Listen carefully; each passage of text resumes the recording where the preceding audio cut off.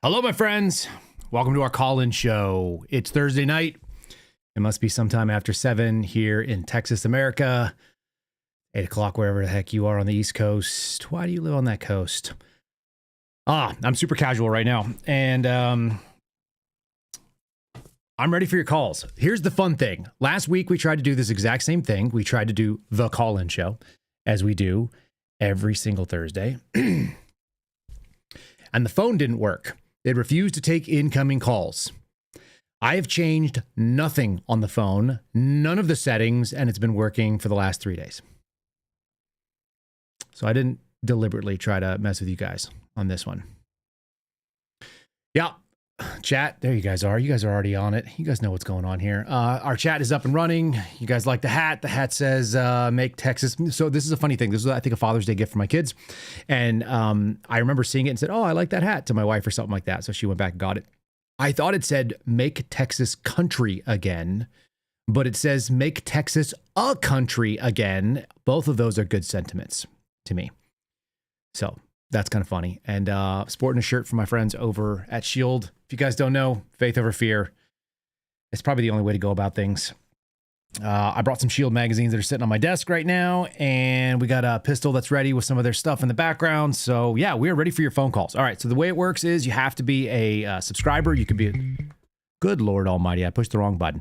You got to be a subscriber over on Rumble. You could be a subscriber. Sorry, you have to be a subscriber on Locals. You could be a subscriber on X, or you could be a subscriber on YouTube. We got our first caller on the line. They know how to do it. All right, tell me who you are and where you are, and welcome to the program. Hey, Kyle, how's everything? Grizzly.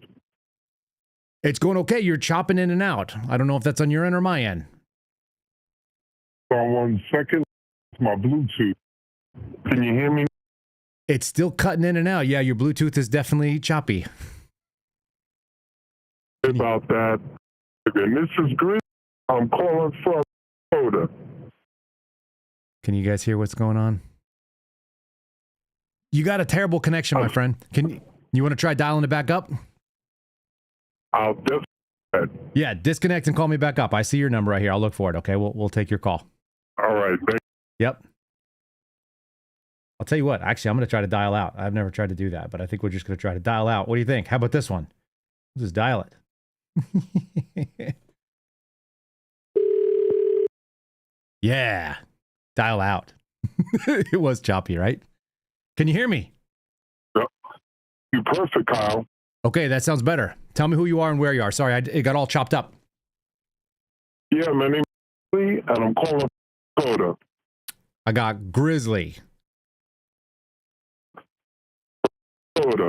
From Minnesota. My friend.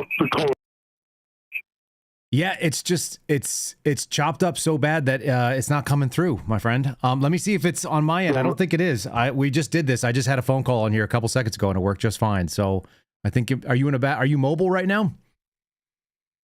Mobile, but I'm in, so it shouldn't be. You can hear me clear.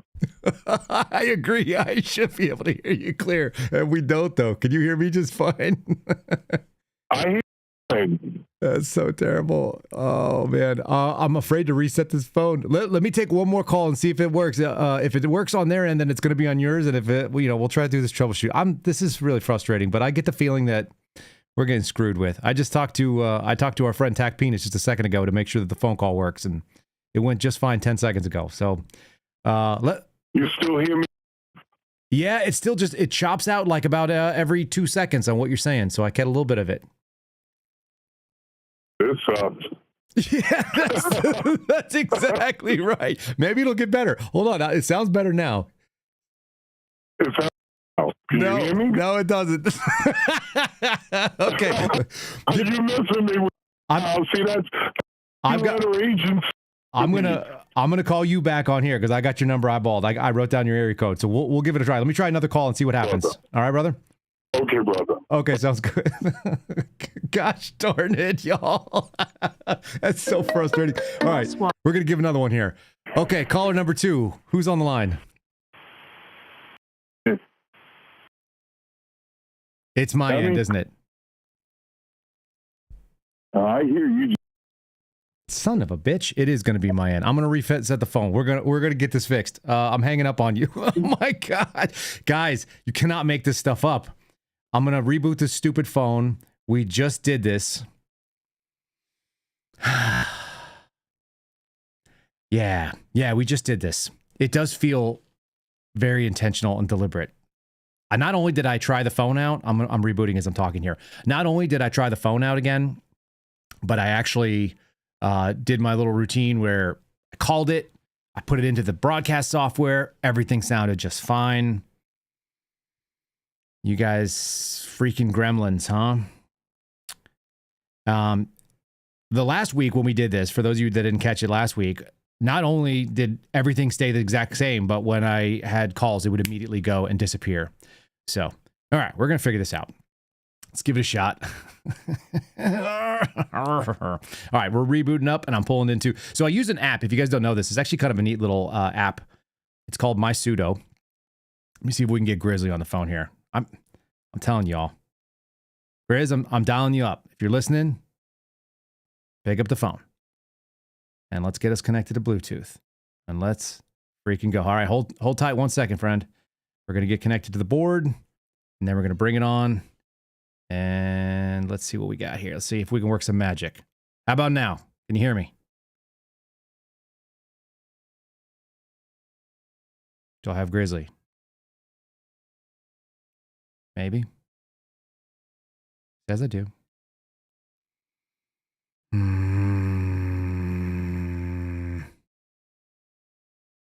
We're going to trouble. We're getting it.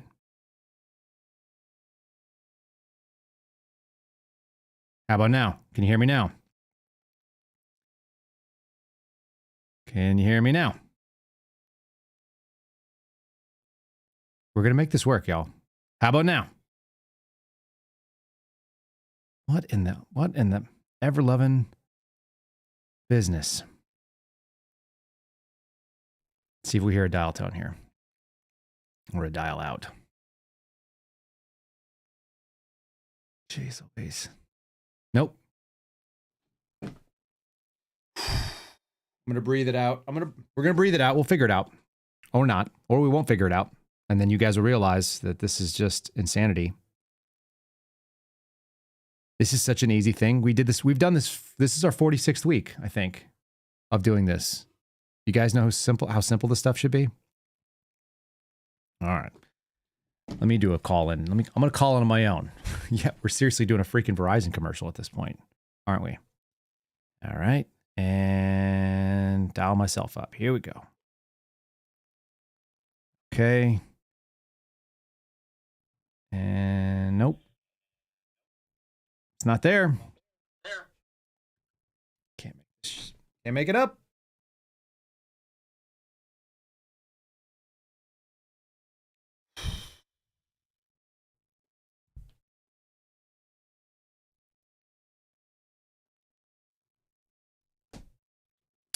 Now it doesn't want to connect.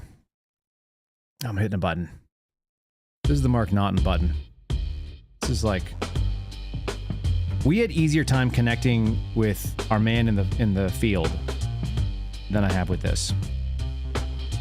That should trouble you guys. All right, we're giving it a shot. Caller, can you hear me? Can you hear me, caller? No? Nope.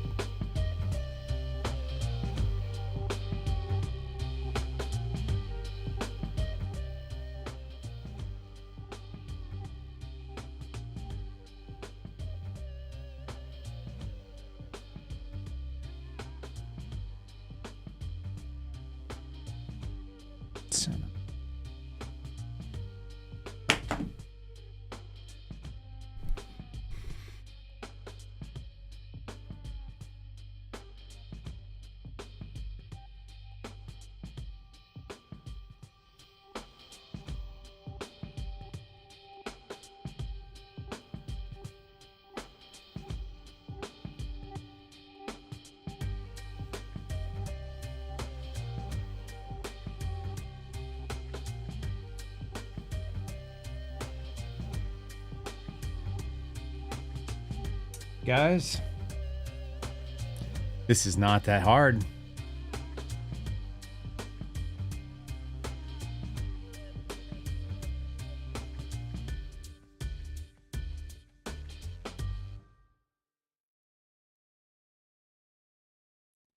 Just hang tight. We're gonna work through this one because unstable network.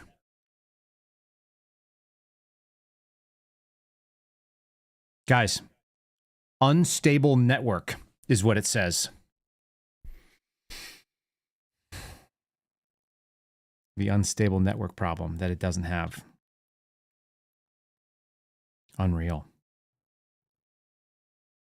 Put on a different Wi-Fi network. I got two. We got two options. Unstable network. Will not connect. No audio. Can't make it up. All right, we're going to just delete the connection here. And I'm going to try to reconnect to the board. We'll try to do a new attempt on putting this thing in. I'm just going to troubleshoot this live. Like, what the hell? You guys will get to see how stupid this is. Pretty stupid. Pretty bad. Disconnect from the phone.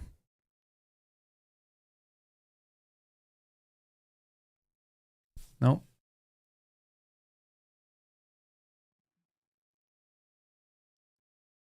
Yeah, disconnect. Yeah, what is it? Unstable network is basically like PC load letter if you watch the movie Office Space. That's exactly right. All right, so I've deleted the Bluetooth connection. In theory, we should be able to connect. Doesn't show up. Not going to work.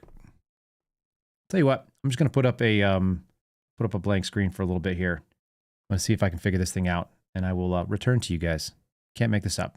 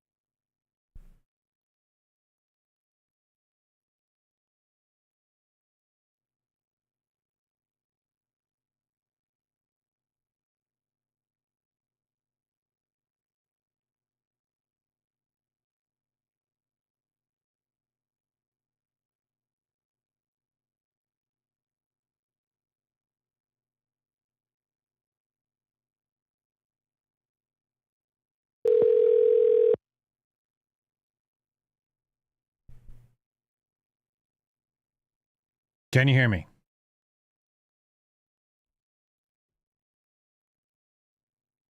Perfect.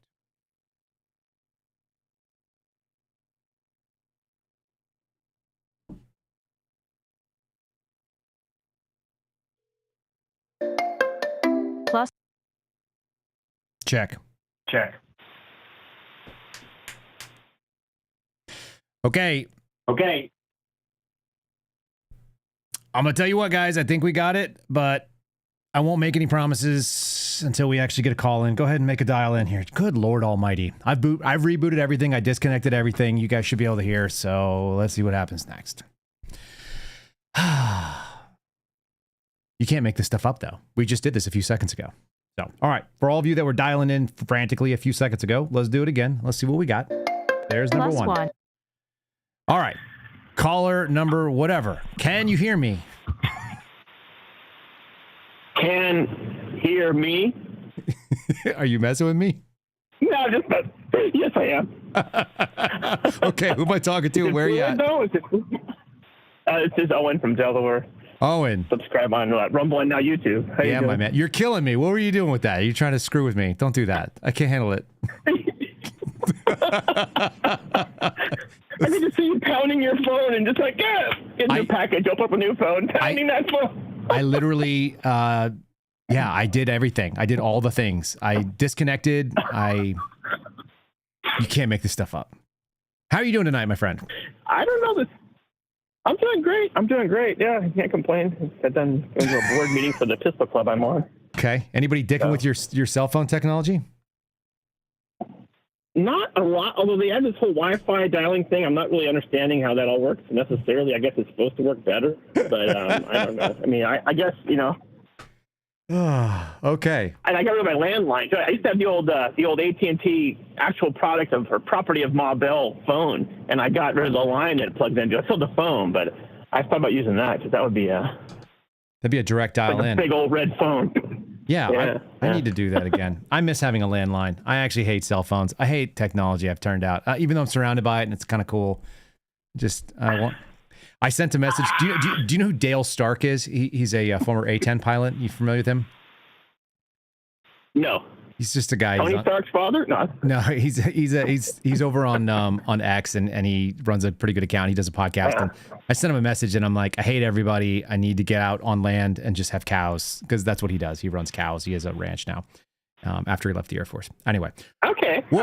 What do you got going on in your world? That's not what you called to talk about. What's happening in your world? No. I was going to talk about pistol stuff, like pistol techniques and stuff. But that seems kind of light and considering what happened this last week. But yeah, I tried calling you last time to ask about that. Well, I apologize. I wanted it to work then too, and apparently I didn't do enough troubleshooting. I like technology only because it pays me. If it worked, I wouldn't get paid, so I'm kind of glad it breaks. Ain't that something? So you're on the wrong side. You're the end user. Yeah, I'm on the side that creates the payment. Yeah, that works. But no, that's kind of what I was going to ask you about. I'm going to do that tomorrow too. I used to go every Friday, take my son to the range, go back pews. Yeah. I put a new trigger in my 320, so it's a little bit lighter. Went from a 4.5 pound to a 3.5 pound. Not too bad. How much 320 shooting do you do?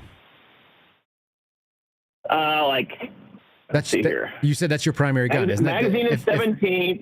If memory serves, that's your primary because that's what they also carry and the state guys carry. Is that right? Yes. Yeah. State, county, court, police. Not the city, though. The city guys stuck with the Smith & Wesson because that's their thing. Their jam. 40 caliber Smith & Wesson still after all these years. They had the old 596 or 5906s, and then they had MMPs, like MMP20s, I think. Not a gun geeky you want to get, but yeah. I usually get all the gun geeky. Yeah. Did you shoot your 6mm yet? I have shot it a few times, but I don't have. Yeah, I've got to figure out when I want to go and spend the $100 on ammo just to get it really kind of dialed in the way we like. Oh, you need ammo. Okay, I can help you there. You got a PO box, right? I do have a PO box. Yeah. What bullet weight is it like? Did you find that out yet? No, I haven't shot it enough to figure this out. I went out there and put a couple rounds through and went, okay, cool. It's on target at 100. You know, it's roughly in there. But I'm kind of debating this. So here's my theory. I've got what was at the time like close to $7,000. It might have been more than that. I think I got a discount, but it was a very expensive thermal scope. Like, and it's really, really competent. Oh, wow, It's still really damn good, even for like right now. It's a couple years old, and I have it. It's got 5 profiles, so you can slap it on. It's got a bow bro mount on the bottom of it that gives you like basically 0 wiggle, and you can snap back in very, very close and retain 0 on a decent rail. And I've got good rails on the good guns. So I've got a 6.5 Creedmoor. That's a 22-inch barrel. That makes sense to put it on. It's like a SIG, maybe it's an 18-inch barrel. It's a SIG Cross, whatever that's called. So I got a SIG Cross. Oh, I'll get one of them too. Yeah. It's super light, so it gives me like a hunting. I want to get one. I have a Ruger.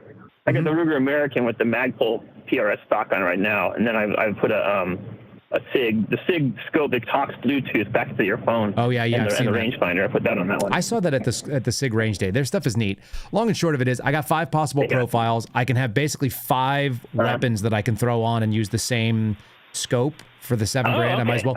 So I've got one profile that's set up for a specific AR-15 that I shoot coyotes with. Another one is set up for a 300 blackout. That's what I was thinking, yeah. Yeah, the third one is the 6.5 Creedmoor. And so the fourth one might actually be that 6 ARC, because it would be a pretty good varmint gun, and it can knock stuff out from a long ways out. Yeah, it's got a leg for it. Right. Yeah, it's got the leg for it. And that thermal scope, we've ID'd things. I've ID'd field mice. Like, you can species identify, at least, you know, that it's a mouse from like 200 plus yards out in total darkness. So there's not much left when you shoot them. Well, I don't really shoot at them. I was just looking at them. But you can tell what it is. I mean, that's pretty wild. And so anyway, coyotes at 200 is super easy. We've seen coyotes at like 800 and 900 yards, and you know, that's all functional distance for a. It's got a 16 power zoom, you know, on the little the readout. So, is it a digital zoom, or is it kind of one of those things? No, or it's is all digital. Okay. Yeah, it is. All digital. Okay. But it's a pretty sensitive. And stuff. It's a pretty sensitive, you know, whatever sensor in there for the thermal. I can't remember exactly what it is, but it does a good job. So you can see stuff from a long ways out. And so I thought, well, what the hell, you know, zapping something from 600, 800 yards with a 6 ARC, that makes sense to me. I think it hits hard. It's like the multi-purpose thing. It's pretty cool. Because I think I put on the 300 blackout because then be quiet. Yeah, if you got some different ones, that's pretty cool. I've got a really fast rate of twist on one of my 300 blackouts, so it's actually made for sort of like a hunting type. Yeah, you're setup. Saying that one shorty you have. Well, it's 1 to 3. It's pretty dirty. That'll stabilize the big heavy thing. That's what you want. That's the goal. So you shoot it sub, and you shoot something really heavy. Discrete ballistics makes ammo for that, specifically for that. You can actually tell them what the rate of twist is, and they make the ammo based on the rate of twist for your barrel. Really interesting, because I've got the 200 plus grain lead bullets I usually shoot for indoors because they're quieter. Yeah. And then you have, like, you know, Hurdy makes some nice subsonic opening ones that open up. That's the only thing about. So I've shot through things with 300 blackout, and it just drills right through. If it's a sub, it'll just drill right through. It doesn't stop. It doesn't even open up anything. If you have a 200 grain, 220 grain Sierra Match King, it's really just a drill. It's just gonna go. Brr. I shot through the 2x4s into the targets. I wasn't paying attention. I shot through the barrier. They're supposed to be around the barrier. I had the scope, the offset. I had the offset wrong, and so I shot through the barrier, but I hit the target just where I was supposed to. That was. That's funny. Yeah, I think the you're shooting our barriers. I have an open what's called an OTM open tip match that is subsonic. That's usually what I keep in there and overnight, and it opens up okay from what I can tell. It doesn't overpenetrate. Does it? Worth looking into. What's the is it subs though, or is it super? Yeah, it's subs. I think they're either 208 or 220. I can't remember exactly. I think they're 208. Oh, really? Okay. The ones I shot didn't open up at all, but that was right off the bare muzzle. You know, we're talking like, you know, right direct, almost. I shot, like, you know, like I said, I was shooting around the barrier, and I had the rifle on there. I didn't have it above the, you know. So now I'll set the actual hand. We call that a mechanical offset failure. Yeah, exactly. Yeah, that's what it was. It happens. You can do that like once, and then you'll realize, and you'll adjust. Yeah, usually when you get wood chips flying back at you. You don't want to do that on concrete, by the way. It went through the. No, yeah, you wouldn't want to do. Well, unless it's friends or something like that. Just lead-coated bullets will just splatter into nothing. But I've done that with. They're not that close. No. Yeah. No. But yeah, the Hornady ones are pretty good. The Hornady Sub X, they actually have like they have that rubber tip, so they're more gentle. I don't hate that either. I like Hornady bullets. They open up. Yeah. Yeah. That's what I keep in mind for overnight stuff. And then I have the next mag is going to have supers in it, the 110 grain, because they fragment like crazy. I dig it. I've already shot them into the gel blocks. It's pretty awesome. They got 14 inches of penetration, and they just like frag away. It's great. The pedals come off of it, and then the bass keeps on going. It's like a perfect for that. Oh, it actually, loud. That's pretty loud. It doesn't retain mass. It actually loses it. It loses the pedals. It's a varmint bullet. So they do what the varmint bullets do. You know, the kind of opens the flower and leaves That's it. the big thing with this is whenever you're shooting, it's got to be. You can't just put ball ammo in things. It won't work very good for you. Yeah. Even for indoors, it's safety's sake too. You don't want to have it going through. The shotguns will do that, man. The bulls and the shotgun pellets are big enough. They're like 38. They're going to go through walls too. That you got to be really more thoughtful in that thing. Thoughtful. If you got a family in your house, you know, and the angles and stuff. Deliberate. Yes, deliberate. That's the word. That's a good one. I like that. well, Owen, you've proved that our phone comms can work with enough troubleshooting. Good. I don't hate that. I am a little frustrated that it took 20 minutes to get it there, but we got there. Well, it's worth the wait. Well, I appreciate you jumping on. We're gonna be at the end of the 10. I want to see if we can get Grizzly because I feel bad that I had to cut him off a couple times. Yes. And we've got Tack Penis is actually hanging out at a memorial service right now in Central Texas for Charlie Kirk. So he's gonna probably check in at some point shortly too. But okay, we'll have to do more gun talk soon. In general, we might have to do like a whole gun thing. We just have a call-in show where people. Well, you know me, I could do that. We spent a couple hours talking before, so I could do that. Yeah, it's easy enough to do. Just don't let me monopolize. I'm with you, brother. All right, so let me know what bullet weight. Post it someplace what bullet weight shoots it likes, and I'll send you some of them. Because I bought a bunch. I bought a variety just to test it out. I love it. All right, I will do that. I will post it. And yeah, that's a good reminder. I've got to say some thank yous too. So I'm going to jump off the line. I'm going to see if we can get Grizzly on here since we lost him earlier. Good talking to you. Take care. Yes, sir. Thanks for calling. Okay. Yep. Bye. All right, we're jumping off the line there. Let's get Grizzly on here. Let's see if we can call him direct. Grizz, I'm prepared for you. I'm going to dial you because I saw your phone number jumping in and out. Grizz. Hi. Can you hear me, Kyle? Brother, I got you. Perfect. Good deal. Holy moly. I used to work for the government just like you, except I worked for a 4-letter agency. Okay. Yeah, Uncle Sam's in the Sky to Children. I got you. I've investigated some of them. They're my favorite investigations. They're more fun. Yeah. I got to tell you. What were we going to say? Nope. I was going to ask you for your favorite color, but that's okay. Your crayon colors, but we won't do it. Let's put that on the back burner. Favorite color? Lime green. That's it. Okay. Love it. I got to tell you, this whole thing, I got to bring it up. The whole assassination thing, it doesn't sit right with me. They've got cameras all over the roof of that building. Mm-hmm. Why don't they just release the video footage of the guy taking a shot? Yeah, I agree with that sort of. But I'm also going to put something else out there because this is I think the problem that we have in a modern society where everybody wants transparency. And I'm in the back end. I'm doing this with my buddy Ryan Matta, who I'm constantly telling him he doesn't know what's going on. They're only going to release so much. And they are not required to give us anything. But we live in this world where we have kind of a need or a desire or a want for instant gratification. And so we want to know all the truth out there. But if you think about it, that's not the case for almost any other homicide you've ever heard of. Maybe some surveillance footage if they're trying to find somebody. But outside of that, it's not very common for the police or the law enforcement agency that's doing the investigation to lay out the entire case prior to going to trial. And there's a good reason for that. And one of them is that you taint the jury pool and you bias the public, and you're going to have a harder time finding people who are going to be able to sit on the jury saying, I don't know anything about this, and I'm willing to listen to an open mind, and I'm going to hear the presentation by the prosecution saying this is the fact pattern and this is why we believe beyond a reasonable doubt that this person did this crime. And then the other end of it is that the defense is supposed to be able to mount a reasonable defense. And they are trying to find, is there any reasonable doubt in that case that somebody would walk away and say, I don't think they're guilty. That's the way our system's supposed to work. We want to try this in the court of public opinion. And I understand when it's a public situation like this, people want all the info. but we're really not entitled to it, or at least we haven't been historically. Unless they change the way our system works, there's case law going back 50 plus years. They're not going to show us everything. And I don't necessarily think they're supposed to. That's the problem. They've shown us a lot, transparency, though. Yeah, you can't have transparency. They show him getting shot. I know it. I thought that's what Cash Patel said he was going to do with the FBI. He was going to have transparency. Yeah, he said a lot of things, and he said things to me specifically, and then he didn't do them. So, that's not surprising. But the other piece of it is I don't think they actually can do that. I don't think they are legally, I don't think they are doing the job that they are required to do if they actually start showing everything in public. And listen, I also would like to know the answers to things, just like everybody else. I have the same curiosities, but I think I have an understanding.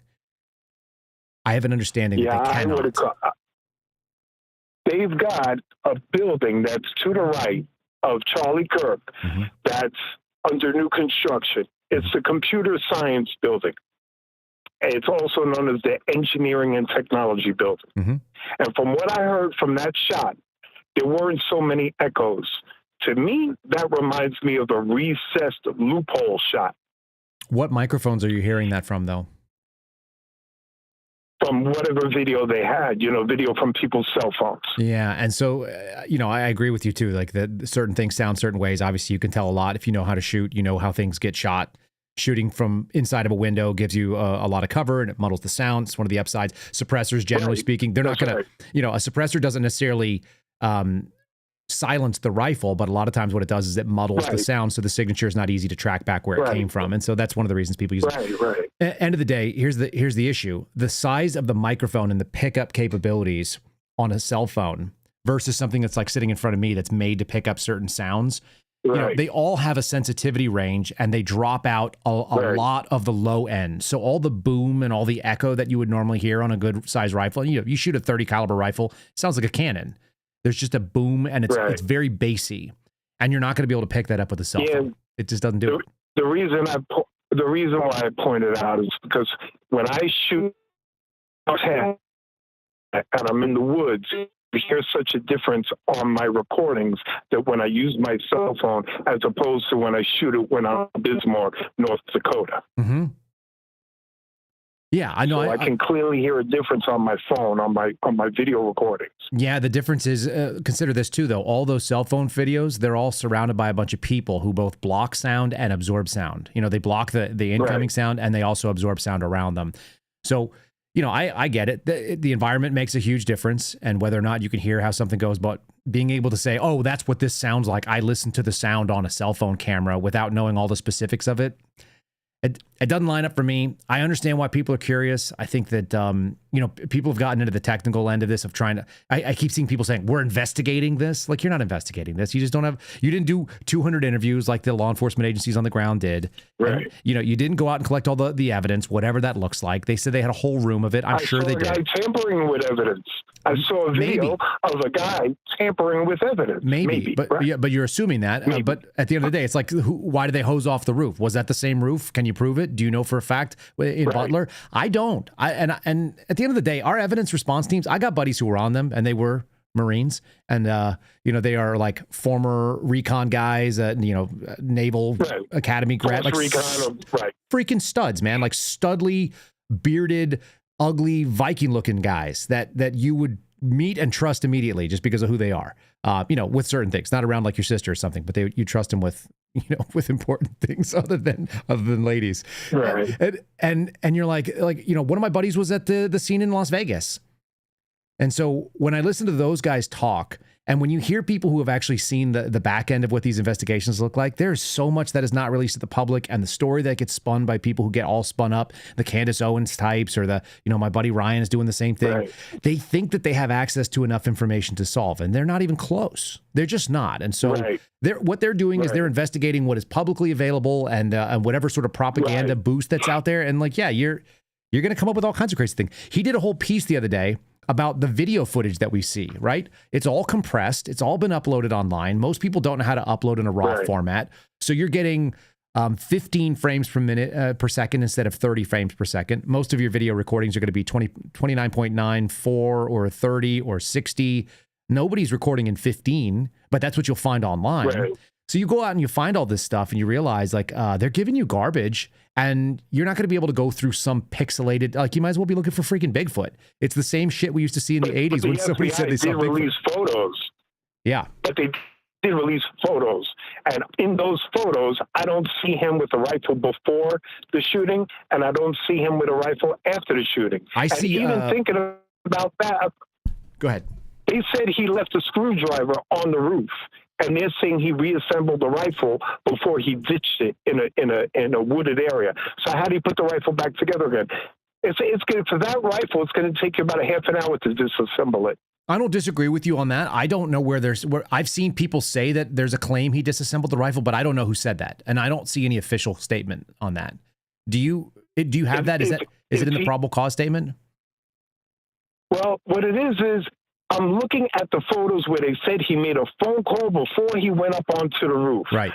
So I'm thinking a bunch of things. Where was the rifle? Because I never see him with an almost 4-foot long piece of steel. Yeah. The damn rifle, a Mauser, is going to be between 40 and 44 inches long. Sure. So where is the rifle? Yep. So there's a couple. He staged it. So there's a couple possibilities on this. So we can game them out here. We'll get into the weeds on it. Number one, he took it in parts and he assembled it up there.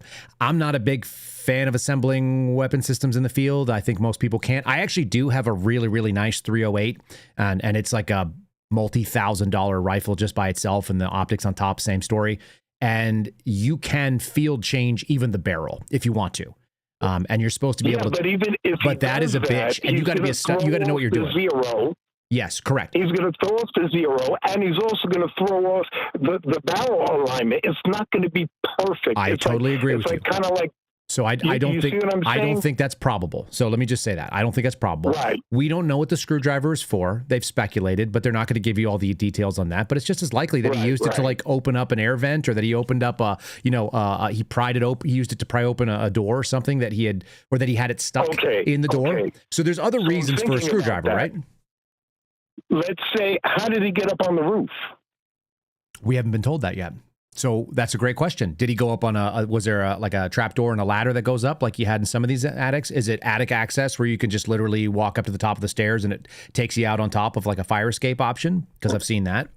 You know, there's parts of the story that we don't have information on. And everybody's basically filled in the gaps from what I can tell. They filled it in and they're saying what they say it is, but it doesn't mean that that's actually what it said.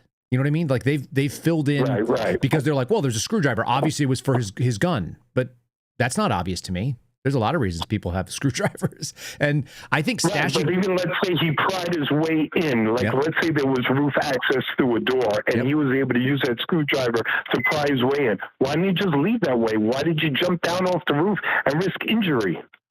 So couple possibilities. Look, we don't know. So at the end of the day is like, we're just speculating, but we can speculate a couple things. One, it's a brilliant way to go the opposite direction. Is it not? You go in one way and you come out, you exit another way. That's actually a really smart egress. I wouldn't consider that. You're supposed to have two evac routes. Well, a sniper is supposed to have two evacuation routes. He's just a kid. He's a 22-year-old guy that is in love with somebody who's a furry, supposedly. So I don't know that he knows that. But if he had two options, and one of them was, I'm going to bail off the back of this building, I'll tell you what, that wouldn't be the first place I'd go looking for the guy. I'm thinking he has to have done, if he's the shooter, he has to have done some shooting. Number one, your heart is going to be racing because he probably hasn't trained for anything like this. Sure. You know, in sniper school, you're running around with ammo cans above your head, and they're making you get down after doing side shadow hops, and while your heart rate is going 160 beats per minute, and then have you take shots to get used to something like that. He's probably never even done anything like this, and I'm thinking he's up on a hot roof, and he's about to take the shot of his life, and he still hits him. I'm thinking, even though it's only 144 yards, but that rifle, and it's his grandfather's rifle. How does he know it's not his rifle? How does he know what his grandfather zeroed the scope to? If it's a 30-06, his grandfather's an old man. So that means he probably has it zeroed as a hunting rifle at 200 yards, because most ammunition on boxes is going to give you the ranges for 200 yards. So already he's going to be off. The whole thing stinks to me, Kyle. Well, that may be the case. That being said, that, grandfathers who take their kids shooting, he knew where to get it. He knew how to get it. He knew to have access to it. Doesn't mean that he didn't shoot it. So I think the questions that we're wondering about, and we're not going to hear these maybe until trial, but did he go and he train? Because we didn't get to flesh all that out in the Tomix Crook story because he's no longer with us. So we got a lot of questions about that. So did he go train? What was his background on it? I would estimate to you that firing the shot, the heart rate's probably not moving. Watching somebody fall over after you pull that shot, that could be, you're talking about a static target. And you got best case scenario for somebody who's not great at it. It looks like it's a pretty front on target. They're static. This is not like a deer that's going to run away. They're sitting in a chair. The most thing they're going to move forward, a few inches or back a few inches. So all of that stuff is actually pretty good for somebody who's not necessarily prepared for that. But I agree with the 200-yard dope, or if he had a 100-yard dope, either way. We're talking about maybe 50, 60 yards adjusted downward, or 50 yards adjusted upward. If it was 100-yard zero, that's not a terrible miss. That's a couple of inches north-south, right? A couple of inches. Go max 2 inches. Yeah, so we're not talking about a major variation there. What I'm trying to say is each little thing adds up. Oh, agree. 100% agree. Reassembling the rifle, the scope is off. Reassembling the barrel, the barrel's off. The dope is for 200 yards. Now that's off. And it adds up. That could add up to 6-7 inches off of where he wanted to hit. It could. On a cold bore shot. Yeah, no, I would actually say that's probably what happened to Crooks. Saying. For whatever, I think that's actually the Crooks story. I think he had a bad zero in Butler. And that ends up being for the grace of God. Like a guy who doesn't know how to zero his rifle, or was chasing a zero for a while and thought he had it on a warm barrel, cold bore, and he misses it by a couple inches. That made the most sense to me at the time. So in this one, so maybe this kid first of all, people get lucky on it. But I think that the odds of him maybe staging a rifle is actually more probable. I don't know why nobody has talked about this. And what we haven't heard anyone say is, did he go recon that area previously? We haven't heard anything about the search history on his computer. Was he out there doing like Google Earth searches of this place? Or did he physically go walk the space? Was he there a week earlier? Did he go, listen, if I took a rifle on a day when nobody was around, or in an afternoon or an evening, I could have done this when I was at a state university in Oklahoma. There would have been no problem. I had roof access to a number of buildings. I could have put anything I wanted up there. I could have moved a freaking small dumpster up there on certain days if I knew how to watch when people are around. And then the other piece of it goes down to, it's just having access. But imagine if I took a rifle, like you said, 44 inches, let's call it 48 inches, doesn't matter. You wrap that up in a towel that's a dark color, and you go stash that in the shade next to some HVAC equipment. Who's going to bother that for a couple days? Like, it's just not going to be touched. Your odds are pretty good. I'm all figure out what took the FBI so long to find him, because he obviously had his cell phone on him because he made a phone call, and he found all those J6 people. Every single J6 person in the crowd, they were tracking them all down by their cell phones pinging. Ain't that something? What took so long to get this guy? We got a lot of questions. I think that's a reasonable one. It's something that we've all been a little bit frustrated. The question is, why were they able to immediately go out there and start running out? Now, remember, they got 500 arrests in the first 6 or 8 months on the J6 stuff, but they didn't have them in the first 48 hours. So there is a time lag between serving legal process to do it. If you want to go drop a geofence in an area, but then what are you going to do? You're going to do a geofence in an area where there was a cell phone that basically egressed the campus and then went into a place where there may not be that great coverage. Maybe you find them. Maybe it's not very good. The other possibility is look, it's really easy to go buy a cell phone in cash if you guys are looking for it. If you guys are, I'm not trying to tell people how to buy a burner, but I used to get all my burners and I'd set them up and I would just have it say AT&T customer. So I'd buy it in cash, pay as you go, buy the minutes in cash at a different location. You don't buy a plan, and you just pay for the phone, and they'd ask you for a name and say, what should we put this account under? You go AT&T customer, Verizon customer, whatever. And so it just shows up really anonymous looking. And, if this kid had they said he was smart. If he really did plan this out, if he did have some people that were crowdsourcing ideas, there's plenty of good ideas that are out there in movies, that are out there in Hollywood and in the public space on do a costume change, donning or doffing a hat, swapping up an outer garment. Like, I see it on spy shows now. I see it on Amazon Prime when I'm watching the Terminal List prequel.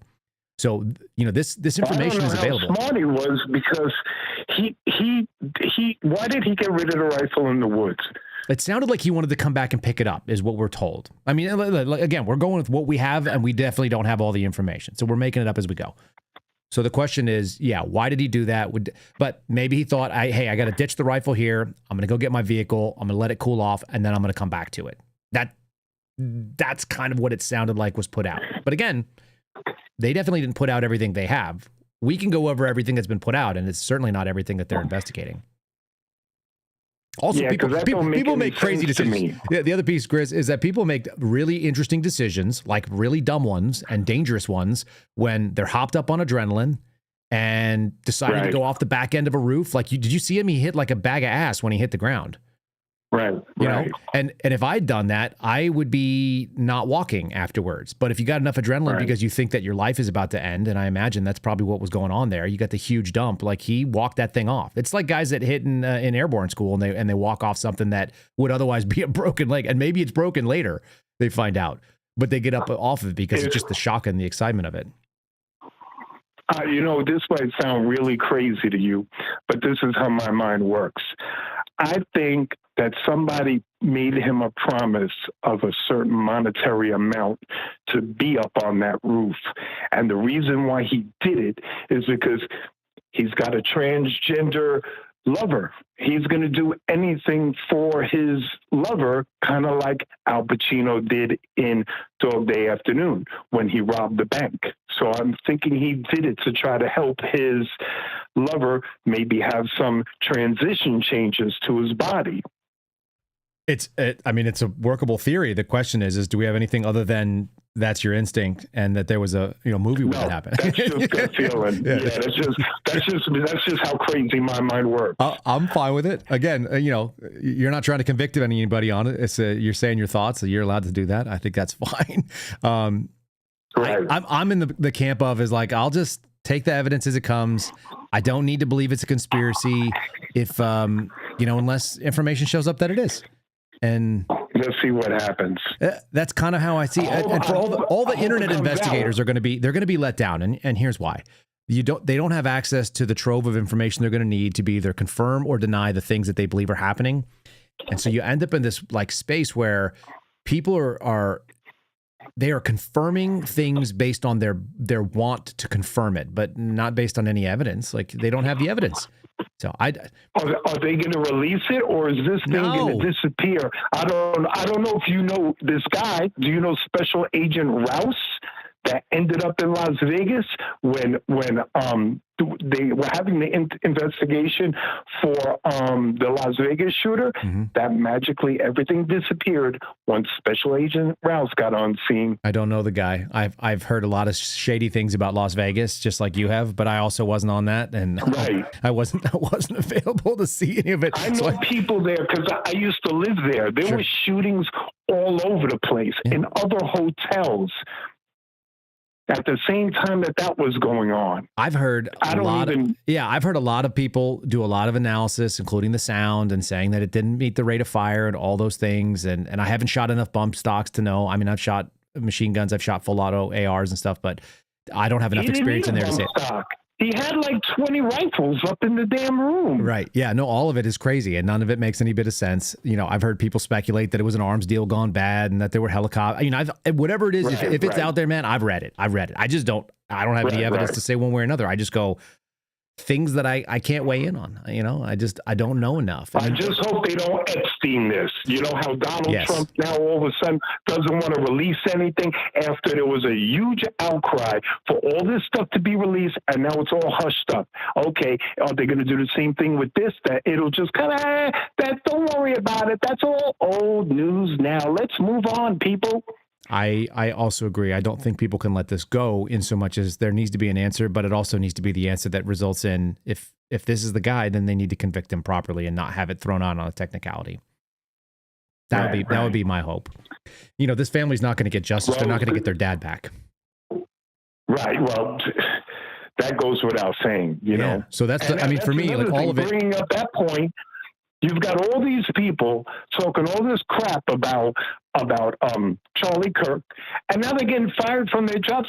Hey, We live in the land of the free home of the brave. You're supposed to be able to say whatever you want to say. You can't get fired from your jobs because that's going to come back on us one day. It already has. Yeah, this is a terrible. I mean, again, I think that this is the problem with being a partisan actor. If you're, rooting on a team or a tribe, then you're going to get super excited. You're going to get really happy about things that happen because you have power. Your team's winning. Yeah, but as soon as the football changes hands, then you're back to crying again. Look, I'm on principle. At the end of the day, I don't actually think that that Kimmel got canceled because of what he said. I think they just found an opportunity where they're yeah, we're going to cancel this guy because he's not making money. You think they would cancel him if he was making a bunch of money?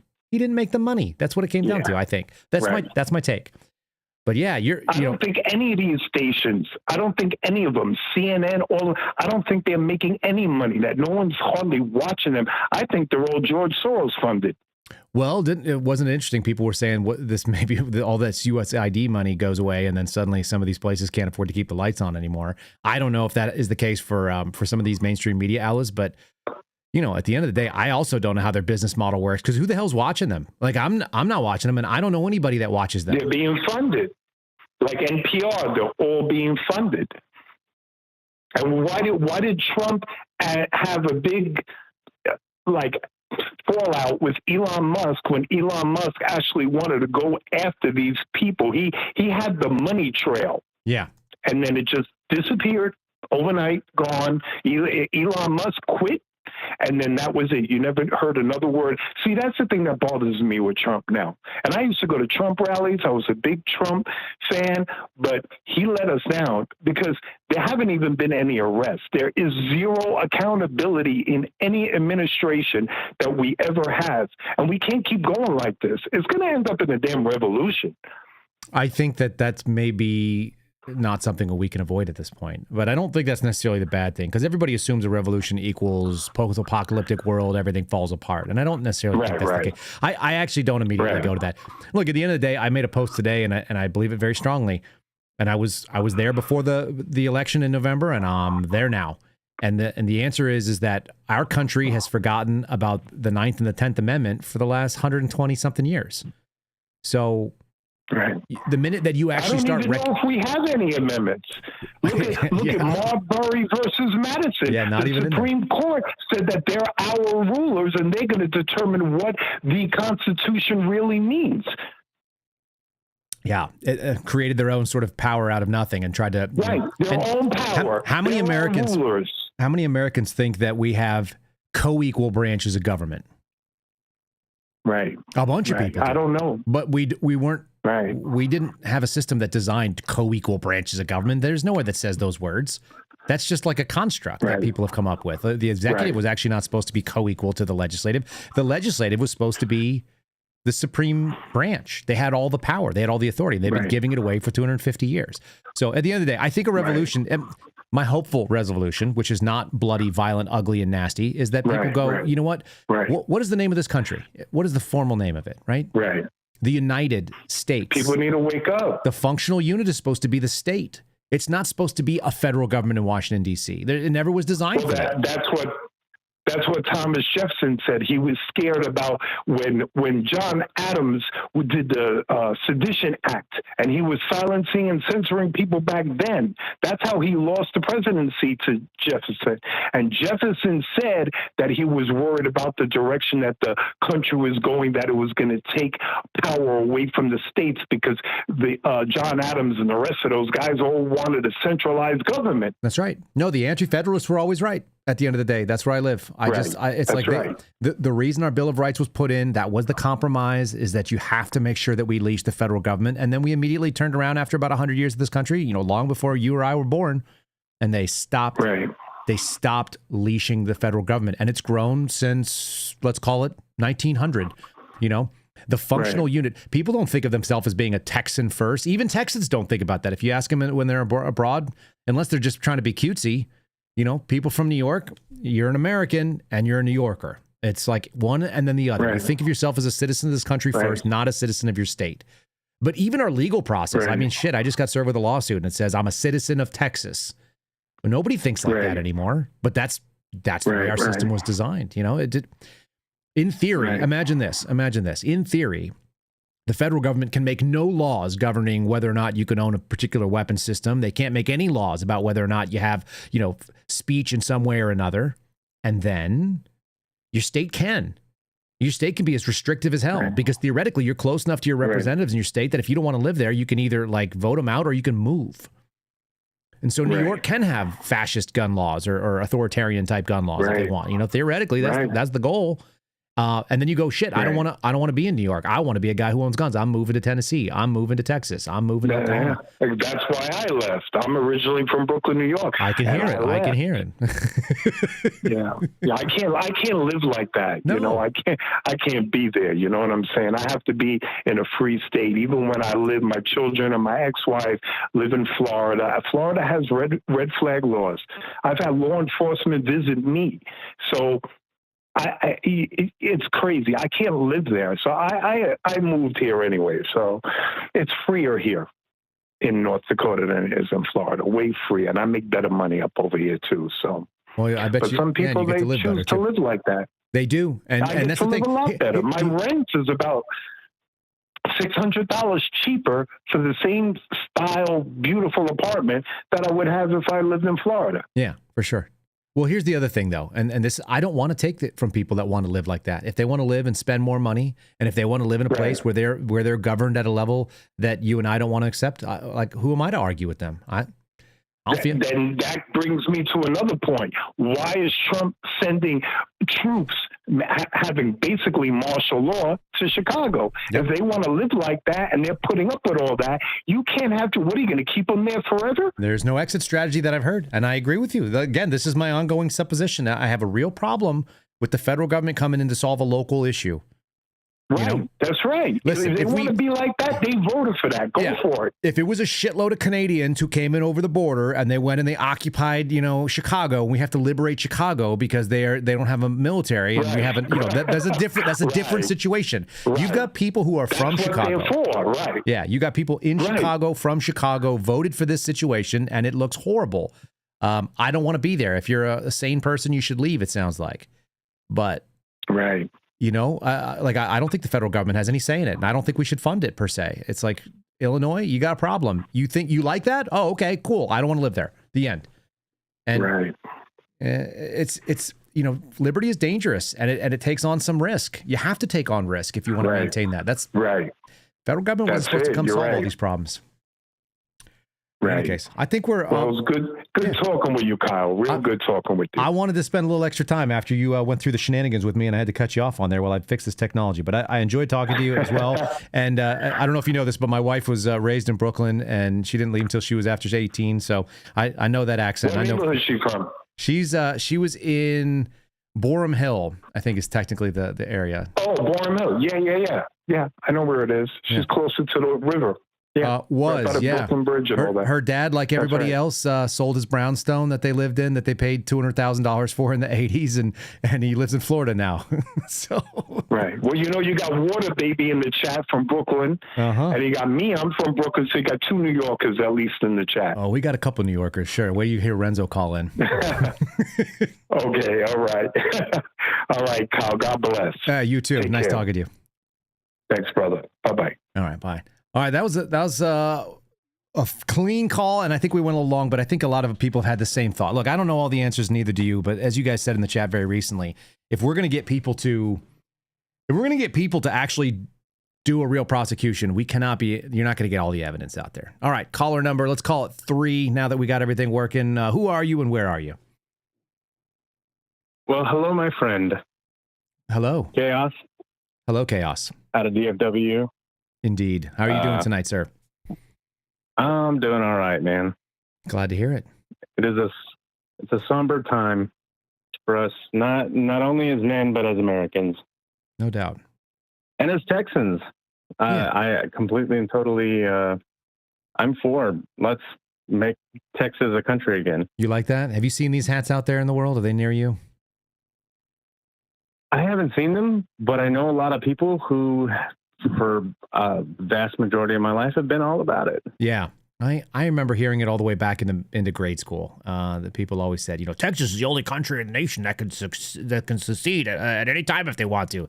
You're like, no, they can't. Yeah. No, they can't. That's not in there. That's made up. But We should bring it back, though. I think. I don't hate that. I mean, it's we have a lot going on, right? We've got a border with an agricultural nation. We've got seaport. We've got,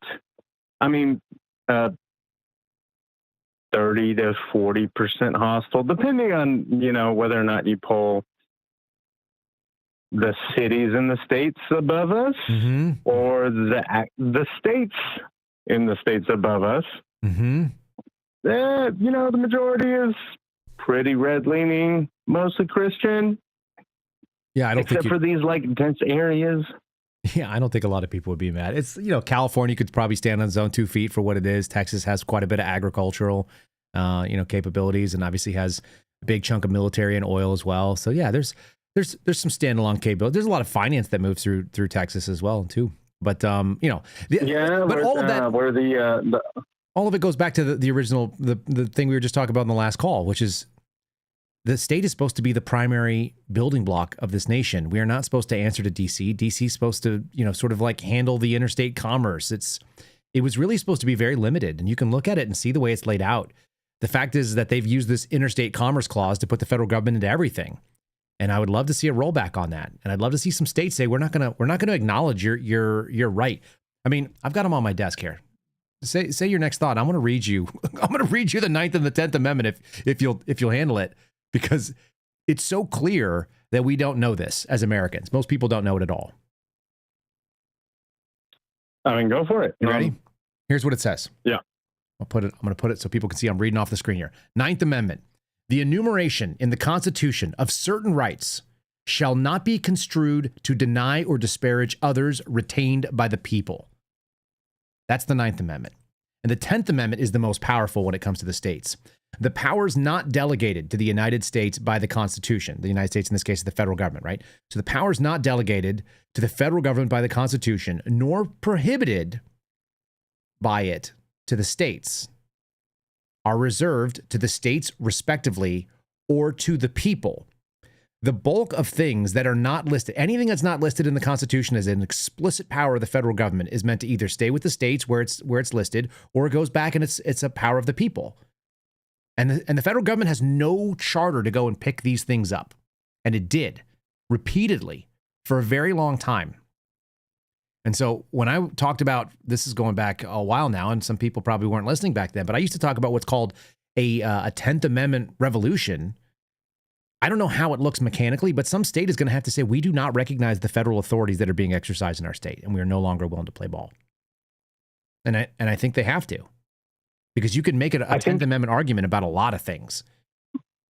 I don't think that it looks like a state level thing. I think it looks like an individual level thing. Well, in theory, that's the building block of the state, right? Is the individual and the family and the household. Yeah. But what are the building blocks if not the things with which we're meant to be knocked down at some point? Tell me more. How does that look then? So Tim Pool made a really good point during one of his podcasts. I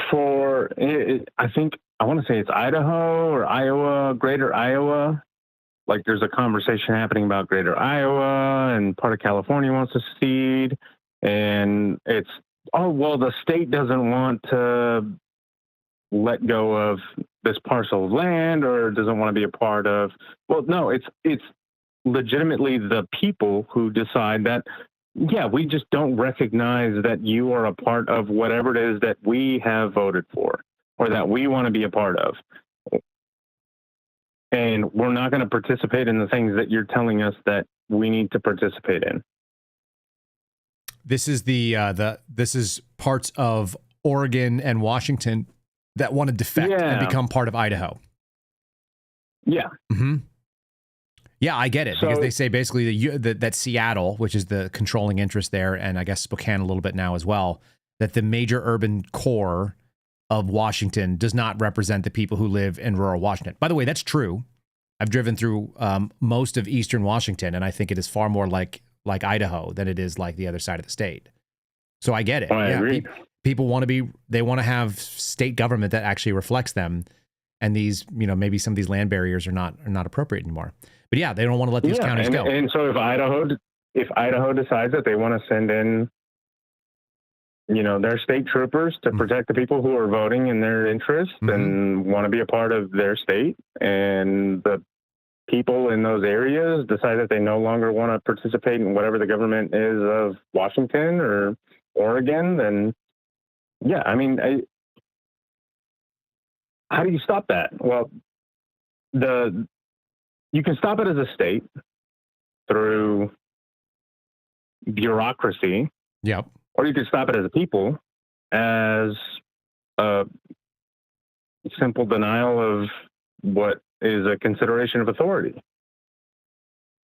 And if the majority of people, if not even the majority, if everybody in the area goes, yeah, no, I just don't want to do this anymore, and I'm going to go and start participating in the economy of a different state in a different area, and we're going to consider our borders to be something different than what you as a state or you as a federal government look to be what is considered, then, I mean, effectively, the federal government can't come in and really do anything. The state government can't really, I mean, they can come in and do a lot of, like, putting the boot down on the neck of the citizens. Yeah, there's the mechanics of making it work is where the problem is. I think the mechanics are always going to be the issue. It's like, okay, great idea. And then how does it work? There's a concept, Chaos, that's called the American Readout. If you've never seen it, REDOUBT, and it's a proposed thing some survivalist, some blogger came up with. But the idea was essentially creating sort of the last American boundaries, and it is the eastern parts of Oregon and Washington. It's Idaho, it is Wyoming and Montana. And the concept being like that's where the last bastion of whatever the original piece of America would look like would go. But the question is how do you divorce yourself? Well, Canada may be part of it as well, but as far as the American, underneath the banner of America, that's kind of what that's what this concept was. There are other places probably that would fall in line. But the question is how do you execute that? And it's going to take some state government. As much as it would be nice for the individuals to say, I throw off the shackles. Like we've seen what happens. Sovereign citizen movements, they did this actually in northern Idaho for a while. It's a pretty good way to get the FBI and the ATF to come and shoot you in the neck and kill your kid. So, I mean, I don't disagree. I know. So you need a mechanism. You need a state that's going to say at a state level, we no longer are going to recognize laws that are obviously in conflict with the 10th Amendment. I don't know what state has the balls to do it. North Dakota, maybe. Maybe it's Montana, but I think there's a lot of softness in Montana as well. Maybe Wyoming. It's going to have to be a small state because you're not going to see a big state like Texas take that leap, even though they should, or Florida, even though they should. There are clearly federal laws that are truly antithetical to the 10th Amendment and that have not been challenged and should be challenged. A lot of it should be challenged, and the interpretation of interstate commerce is not enough. The vast majority of it, yeah. Yeah, like the entire American legal scaffolding that is done at the federal level is problematic specifically because most of it, I think, on a plain, honest read by regular people, if you gave people who are not lawyers and didn't go study case law and how they, cut it up all nicely, normal people don't read that and go, oh, well, then obviously this is the federal government's business. They would go, I don't think they should be involved in that at all because I've read the 10th Amendment. It's pretty standard. It's pretty straightforward stuff. It's one of those things that it is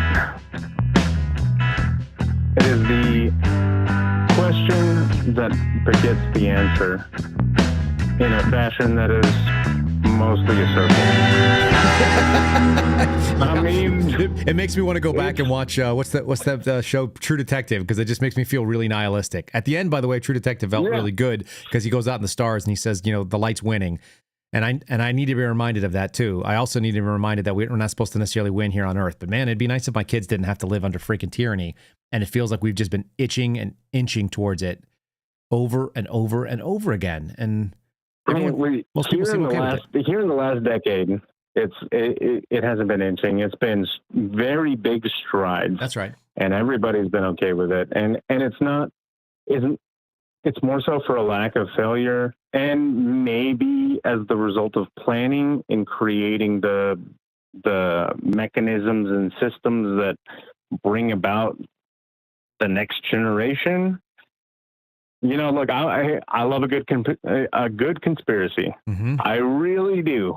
There's some things that I kick back and I go, okay, you know, maybe the whole Rockefeller Foundation and the factory worker and the public education system. I mean, we can clearly see that the public education system isn't working.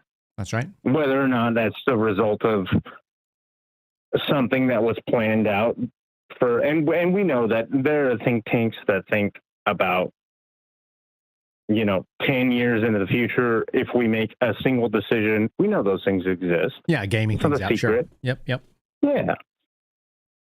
So, I mean, maybe back then they had a visualization of some kind of future that had to do with, or maybe it was just a bunch of little tiny steps between then and to where we are now. I tend to not minor changes. I tend not to think that there are people that are steering something for 150 years with some dark cabal. I think it's far more likely that things trend towards, you know, governments tend towards more power and enriching themselves and enriching certain people. And if you get involved, we watch them immediately bend over and play ball, right? Like we saw Mike Johnson. What was Mike Johnson's job? He was going to come in, be the Speaker of the House. He was going to give a single item appropriation bills. That's what he showed up to do. And he has done it 0 times.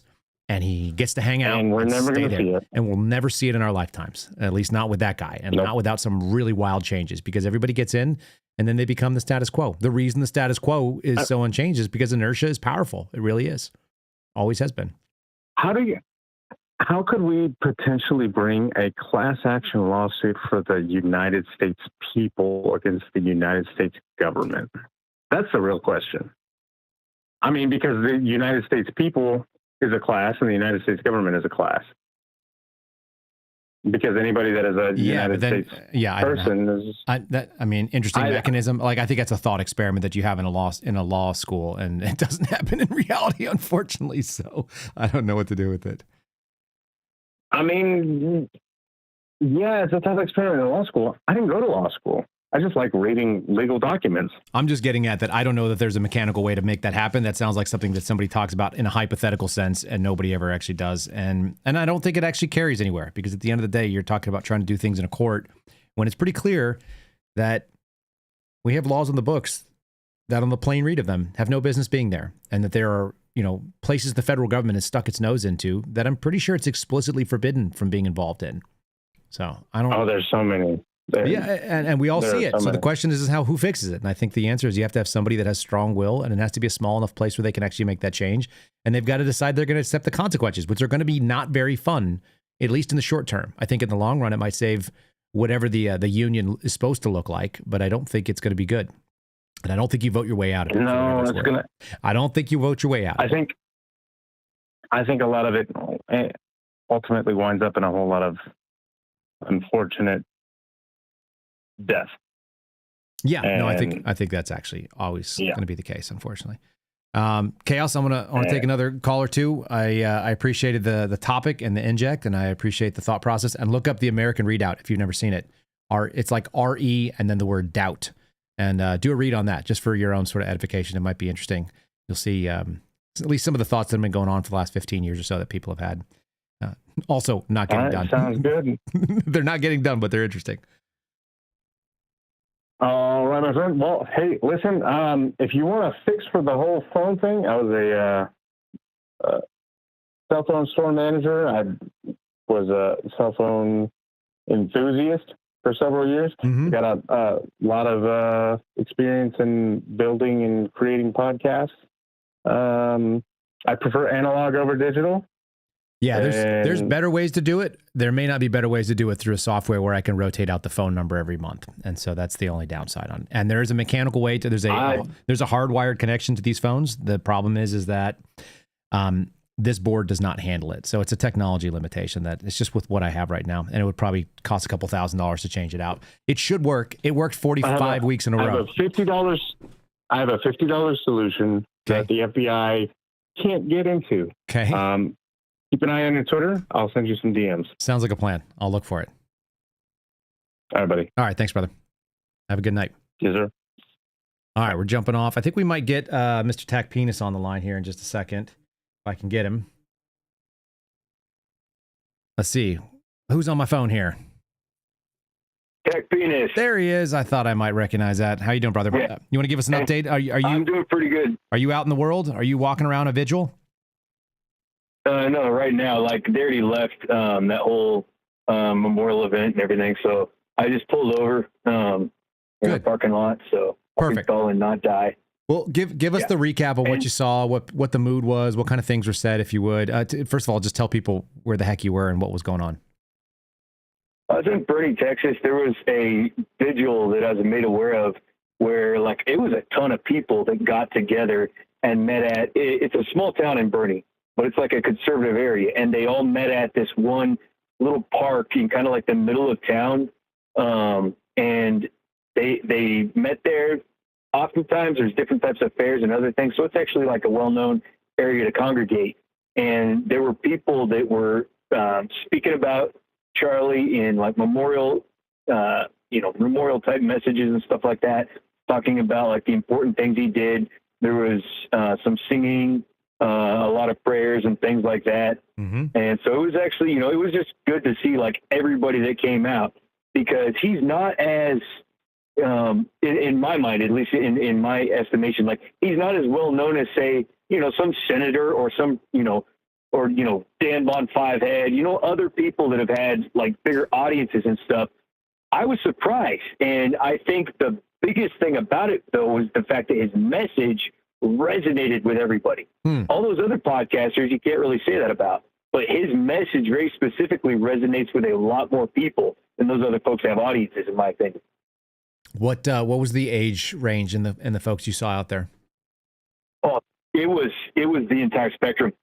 There was a bunch of little kids. There was a bunch of young adults.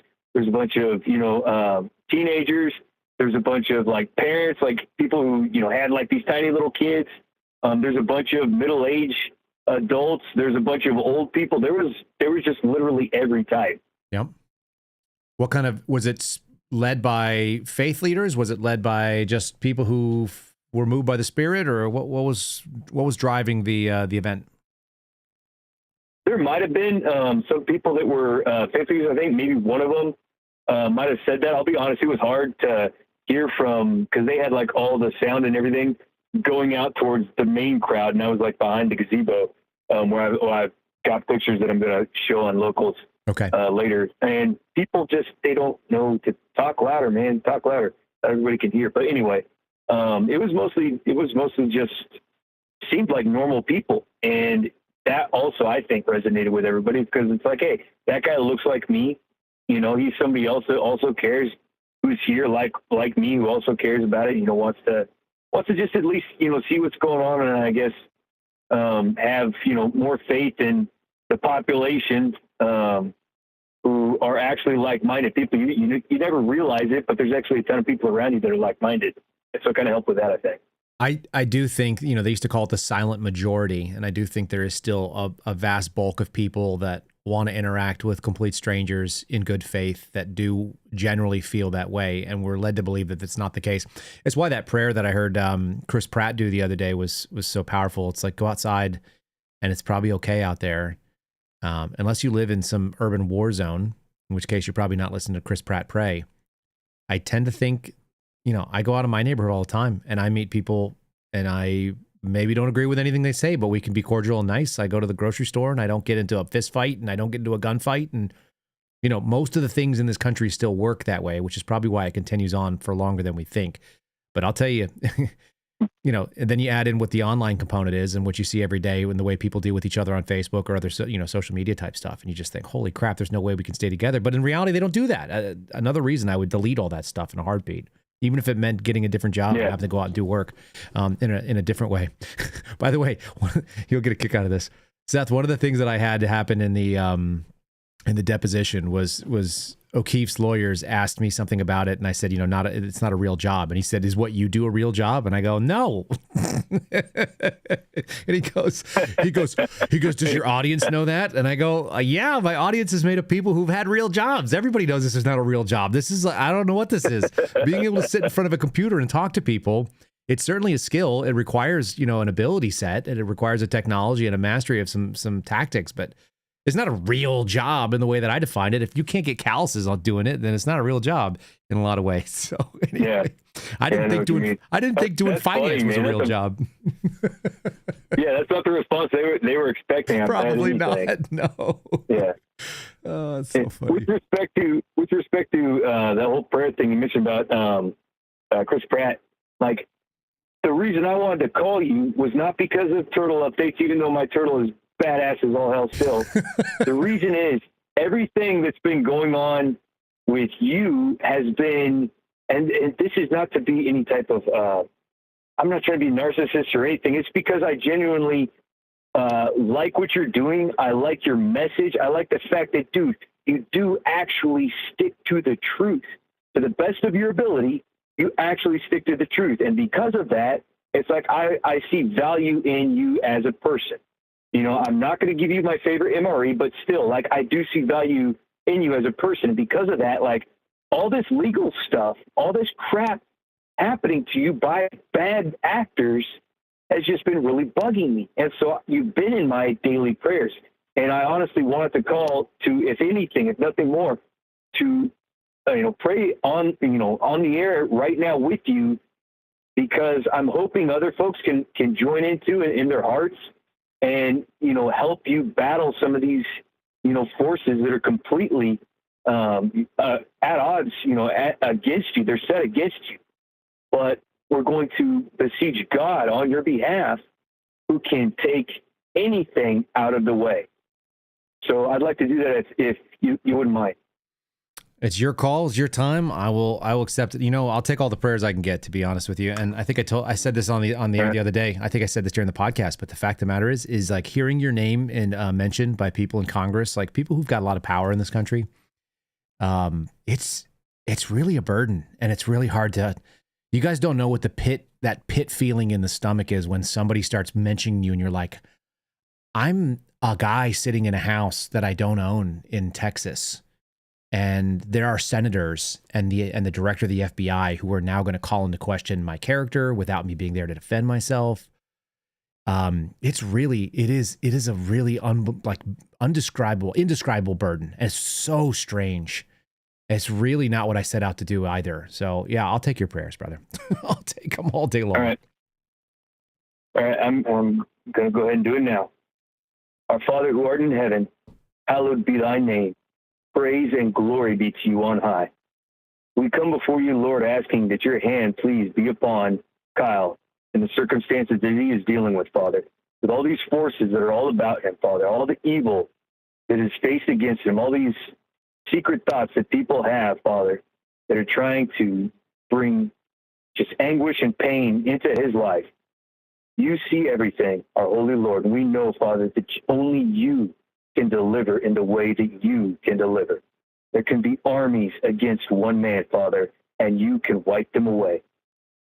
Please, Father, we ask you that you please let your hand be upon him and help alleviate the struggle that he is seeing.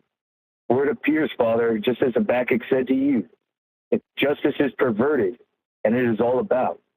But we know, Lord, as you told him, that you are doing things in his time that he would not believe even if he were told. And we pray, Father, believing you and knowing, Lord, that there are those things that you are doing that we cannot see, Father, but you who are above all see everything. Please, Father, let us see that in our day.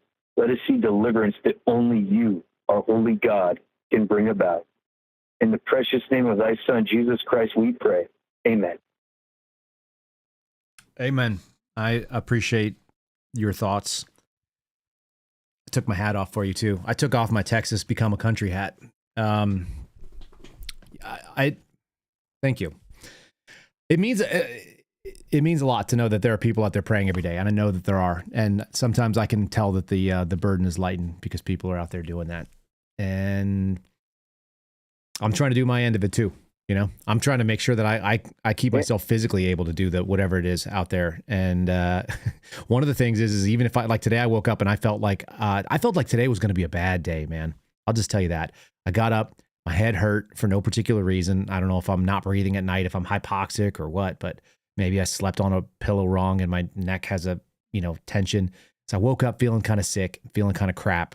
And I was worried about it. And I went and did the podcast and that was fine. And then I got out there and I was like, we got to prepare like we're going to be tested every day. So I went out and did my cardio work and sat out there and busted my ass and I felt slightly better. And then I took my kids to the pool because that's what's going to make the difference. In 20 years, they're going to remember me taking them to the pool and not like what I said on some podcast or what I did, taking care of my fitness. So I got to do that too. Yeah. It turned out the day's okay. We're getting through each day one at a time. There is an awful lot of evil out there, though. I think the suspendables are kind of we're not a particularly optimistic group, but I do think we're realistic, unfortunately. No, but you guys are holding on. You're made of sterner stuff than the average bear. One verse I wanted to read, and you know what brought it to mind was Kash Patel. He's sending watermelons in a tweet, the director of the FBI, to another person, to that, senator, who we all know is a retard, but he should act like a director and a bit more mature, I think. But, obviously I don't like Kash for his backstabbing reasons, but it brought to mind the verse in Proverbs 29, verse 20. Do you see a man who is hasty in his words? There's more hope for a fool than him. All his press conferences this week, I mean, you gotta admit that it totally matches, at least in my mind. Yeah, there's been some definitely, we'll call it conduct unbecoming, wouldn't you say? Yeah, absolutely, man. It's shameful. You're in the job. You might as well act like you're leading an organization. And there's some really decent people that still work in the FBI, and I talk to them. I've actually made some contacts since all this stuff has started that have gotten back to me now and are now back chatting with me again because they see it. I think more and more people are realizing, like, holy crap, that guy really did do some backstabbing work. What is the upside of making somebody a friend and having them believe you and then turn around and stab them when there's no value? There's no value in coming after me. There never was. He had a potential. Yeah, basically, he's setting fire to both ends of the bridge. That's right, and he's going to be standing in the middle of it when it gets there. The boys are talking about making a T-shirt called the Cashizalooza tour, just all the cities that he's flown on our jet to, which is kind of funny, like a concert T-shirt. But it's what are we doing? I mean, I don't see that. I don't see that being a long-term thing, but in the short term, it is pretty ugly and pretty weird. So I appreciate your words. I appreciate the update on the thing. If anybody else ends up going to any of these gatherings, post them over on Locals. Tell us what you've seen. Post pictures, post some videos. I think people need to see that. I think they need to realize that, their fellow Americans end up being a lot more like them than they think. That's my guess. I think there's probably a lot more of that silent majority that you saw tonight. It's cool that Texas has got some going on.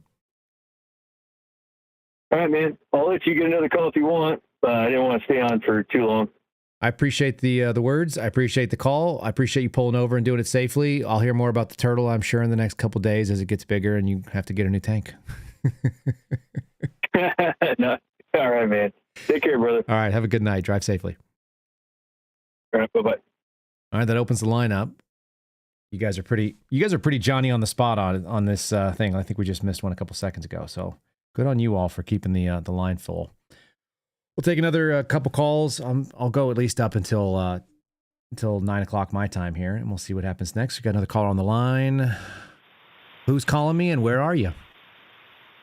Hey, what's up, Carl? This is Renzo. I know that voice. How you doing, Renzo? What's up? I really just I kind of wanted to call in tonight about Jimmy Kimmel. Okay. And I wanted to revel in the fact that he finally got canceled. But I don't appreciate the way people are presenting it, like they're doing with like lots of other issues. Like, he really isn't a product of cancel culture. because he was canceled after he said what he just said. It wasn't like they went to go. I think Dave Portnoy said something about this earlier today. Like with the cancel culture, it really is like going to find something about something when they were like 10 years back or 20 years back of what they said, and then bringing it up now, in the present day in order to cancel them. Whereas, like, what happened to Jimmy Kimmel was, like, I guess he said something stupid and they were like, "You're stupid. Let's cancel you now." So although let me you said, let me phrase back what you're saying to me and see if I got your statement right, because I think I do. I think what you're telling me is that cancel culture is digging in the past and finding something that you said back when you were not maybe exposed to public scrutiny, and then we cancel you because we found out that you weren't a good person a long time ago, or you didn't meet the standard before the standard existed. But you're saying that Jimmy Kimmel was basically the standard changed. Yeah, and you're saying that exactly. Jimmy Kimmel experienced consequence culture. Is that accurate? Mm-hmm. Exactly. Right. See, this is why you're the podcaster. What are you talking about? Keep going. I want to hear more. Keep going. So, what I think what you were saying earlier is correct. That this really was just like an excuse. Like, we're losing money on this. Now we can actually use this as a way to get rid of this liability without saying, like, look, we have to do this because he did this horrible thing. Yep. But in reality, it's really a business decision. Doesn't that make sense? He said other nasty things. That network has said other nasty things. They don't cancel people unless they want to. I think that's the most sensible take. But still. what I really think actually precipitated the ABC canceling him was the fact that what he said was factually incorrect and possibly liable, and the way Trump's been and the conservative movement has been with, we're going to do the lawfare to you now. They were like, this is going to be legal liability. We're going to have to deal with that. And then we're going to have to deal with the consequences of all the articles that say Disney had to settle with Charlie Kirk's spouse, Charlie Kirk's wife over, statements Jimmy Kimmel made. So they were kind of preempting that with this. And at the same time, saving their bottom line by saying, now we just got rid of that guy who makes $40 million. We have an excuse to get out of this. I think you're right. It was just like a win-win for all of them. Yeah, I think that's a win. I think they don't have to deal with it. And it makes sense. It's the most Occam's razor solution that I see. It just cuts straight to the point. And the cherry on top of it is now the Republicans or conservatives have gotten all of the liberals who used to be the people who used to say free speech, free speech, free speech, to say, hey, this is free speech. Now he's being canceled. I think the response should be like, but that's what we were saying 2 years ago, and you really weren't for that. And that's it. I'm not going to even discuss this with you anymore because this guy is a late night TV show comedian. Who cares? Oh, I 100% agree. Who cares? And to that point, Enrique Tarrio, who sent something out earlier today, he quoted the Democrats on X. So the actual party. This is the official Democrat account. It's called The Democrats, @The Democrats. 5 hours ago or so, they posted something that said, protect free speech with the American flag. And he went around and said, this you? And he quoted them and wrote, and their post was, and this is the Democrat coalition, breaking, Twitter bans Trump for life. This is one of the greatest days in American history. It's been a long time in coming, but cheers to you tonight, Jack. #impeach Trump now, which happened, obviously, just after January 6th? Yes. And yeah. all on one day, everyone banned him. So yeah, protect free speech now. But we were there 4.5 years ago, and we know exactly what happened. Yeah. How many people have moved on from the COVID stuff? Renzo, how many people have moved on and don't remember how insane people acted? because my wife and I brought this up this afternoon or during while we were sitting at dinner. She was like, I knew while it was crazy and everybody was acting completely insane that in a couple of years, everybody would act like it never happened. And that was the craziest part of it. And we're doing it again. We're seeing it again. There was cancel nonstop. There was censorship nonstop. And now we're acting like it's never happened before. It's a real federal thing to do, by the way. It's the triangle. Yes. You know, like it's always the triangle. You know, so bad. I always compare that to the 9/11. So it's like people who were directly affected by 9/11 will always remember it. Yep. And then every year there will be the people remember 9/11, but they just do that because that's what everybody does on 9/11. They're not really remembering. They're just doing what they think is the right thing to do. It's performative. So, like, I think that's a problem with what's happening with a lot of the youth. They think it's the right thing to do to post the black box for George Floyd because that's what social media is telling them to do. Yes. And eventually, just like you must wear the ribbon. Yes, yeah, exactly. You must wear the ribbon. You know, I hear you. You got straightened out. You almost missed the AIDS ribbon Seinfeld reference. That you can't be a New Yorker and not make a Seinfeld reference every once in a while. Yeah, exactly. I got him. So true. I got him, you. So true. So true. But you know, so I think that one thing that this whole Charlie incident, the one good thing that's going to come out of this is a lot of people who were, you know, the Republicans this, Republicans that, you know, they're all evil, Trump's MAGA, and they're all evil, they're all Nazis, are more pliable to not being brainwashed anymore.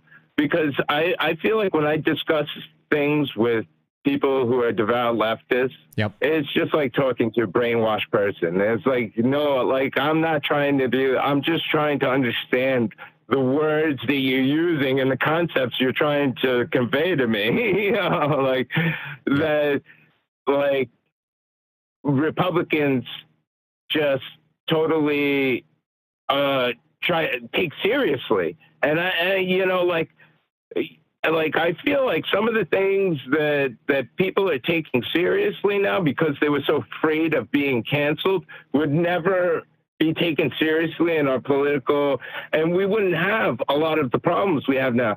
Like we wouldn't have all these drugged up kids on the internet, like, you know, in group chat forums discussing how they want to shoot people up.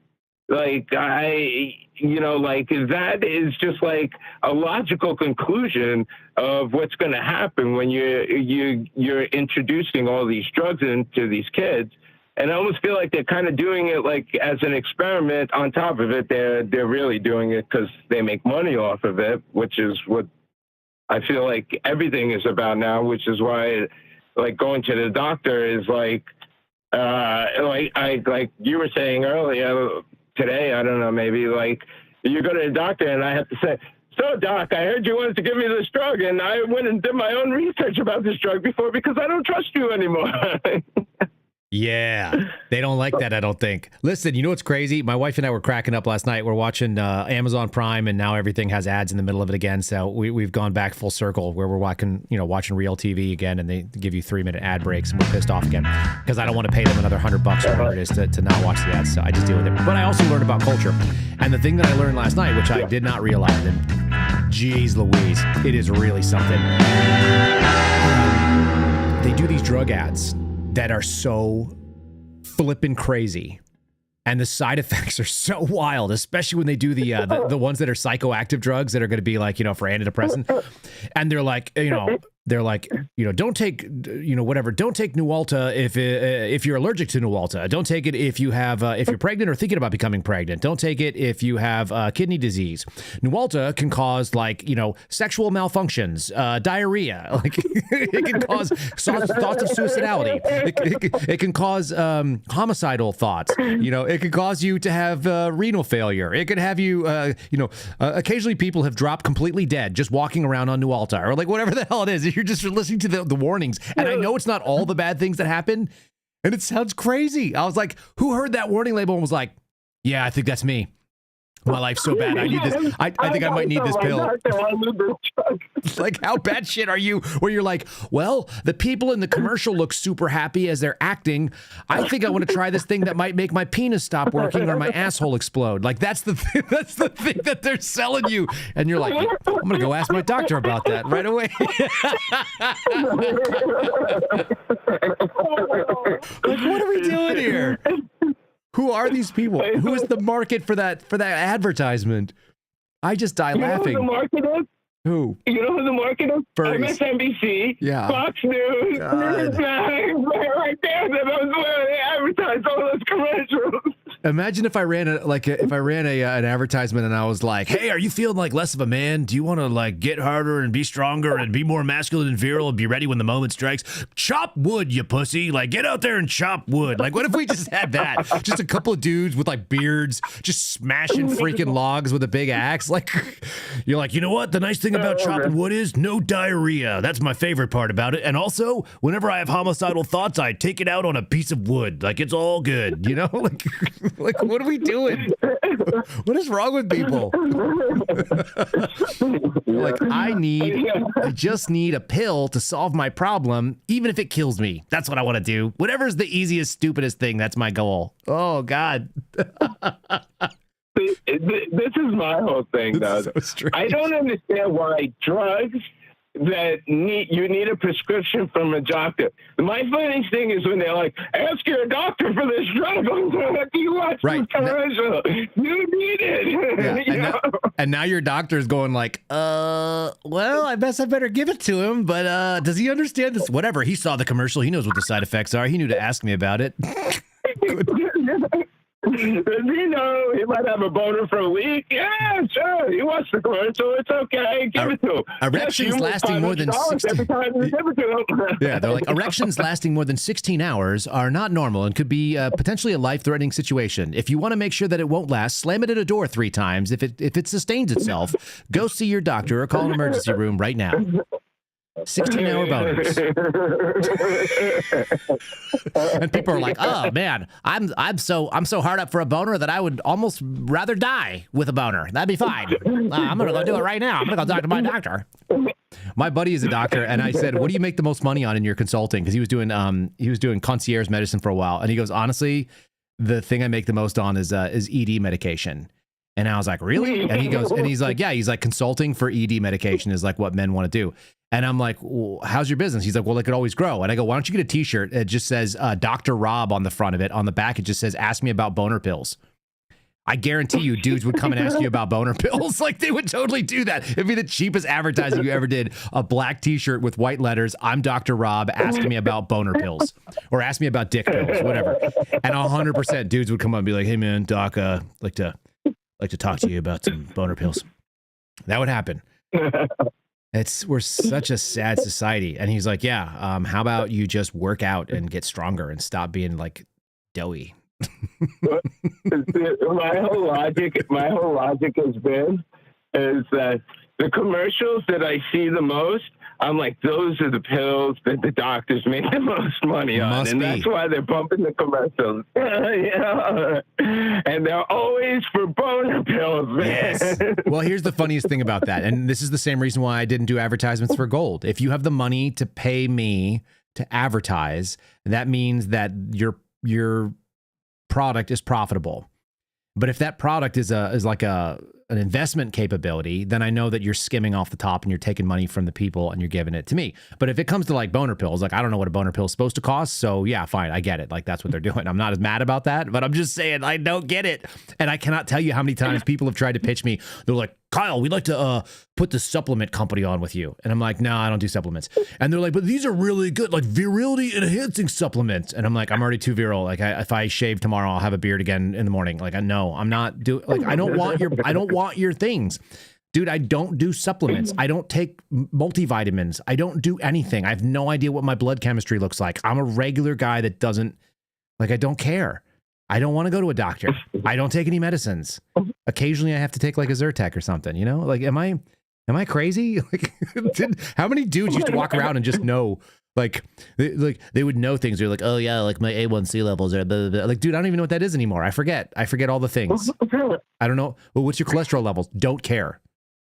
Stud level. I have stud level, whatever my blood chemistry is, it's stud level. That's what I think. Combat effective. I'm pretty much at the point where I think the last time I went to the doctor, my kneecap was coming out of the skin. And so I was like, I think I have to go to the hospital because I can't walk on. You're like, I've already rubbed dirt in it and I've taken an Advil and I hydrated. It's time for me to go to an emergency room. I'm fine with that. Yeah. Yeah, that was the last. Brother, that all checks out. It's totally okay for you to go to an emergency room if you seem like if you might have a dislocated patella that is leaving your body. You need that, sort of. Yeah, it's just like you need some staples. It's not a big deal. So I was like, oh, okay. See, I really didn't have to come. I probably did that myself. Renzo, let me tell you how dumb I am, because I'm super dumb, and like I'm the most like stubborn, meat-headed moron of anybody that I know that is as bright as I think I am. I didn't think I had I'm pretty sure I did not. I have no idea what it costs to go to a dentist and get a tooth pulled, but I knocked my own tooth out when I got out of the military, and I was in between like having a job or whatever. I had this horrible tooth pain for like 2 nights, and I went downstairs and I started swigging whiskey to clean my mouth and also to take a little of the edge off. I got myself a tongue depressor that I cut into a flat edge. I got myself a small ball peen hammer, and I knocked my own tooth out, and I pulled it out with the pliers once it got loose enough because it was killing me. And I was super excited about it. And I didn't ever get it replaced. Look, I still have a gap there in my mouth because I just never fixed it. I was just like, screw it. I'm just not getting a tooth there. That tooth is done. That's how dumb I was. I cut myself down to the bone on 3 fingers, and I super glued it back together, and I went to bed. And I was in serious pain. Like I was in like screaming pain, and I just basically held my hand to my chest and fell asleep, like clenching my body as hard as I could. And I woke up, and you know what? I have almost no scarring from that. I did a really good job with the super glue. I'm just gonna tell you. And I used the cheapest, shittiest Chinese super glue there is. It burned so bad, and it was probably full of poison. Like, I'm not okay in a lot of ways, and so like I'm not going to the doctor for mostly. I remember when I was like 15 or 16 years old, my dad, who's where I come from with this, he had just finished sharpening on like a freaking sharpening stone, like on a he had honed the edge of our nippers. What do you call those things? That like your clippers for like big branches. You know what I'm talking about? They're like a 3-inch curved blade, and you got like a 24-inch handle. Yes. What the hell are they called? Loppers. Oh my god. They were like 24-inch or like 30-inch loppers. And so he had sharpened the hell out of this blade, and he had gotten it like super nice, right? And so he was out there like chopping something, and he's up on a ladder, and he gets above his head, and then he drops the damn thing, and it does a double spin, and the sharp end of the blade goes and digs into his thigh. And just like notches in there, and then he pulls it out, and like there's some blood, and then there's some not blood, and there's like all this adipose tissue that's exposed or whatever. It's like all like leg muscle and soft tissue and stuff. And my dad's like, oh, he's like, one day if you want to be a doctor, you should take a look at this. Like, here you go. So he like cleans off the wound while he's like, sitting outside like on the freaking ground, and he's got like a towel like keeping the blood. And he's like, look at this, son. Like, this is the fat bodies that are coming out from underneath the skin or whatever. And he didn't even know what he's talking about. And I'm like, hey, you dummy, we got to go to the hospital. And he was like, oh yeah, we should do that. So I drove my dad to like a urgent care, and they stitched him up. And the whole time he's trying to give me like biology lessons about like what's going on in his leg that he just opened up. Look at the muscle. Yeah.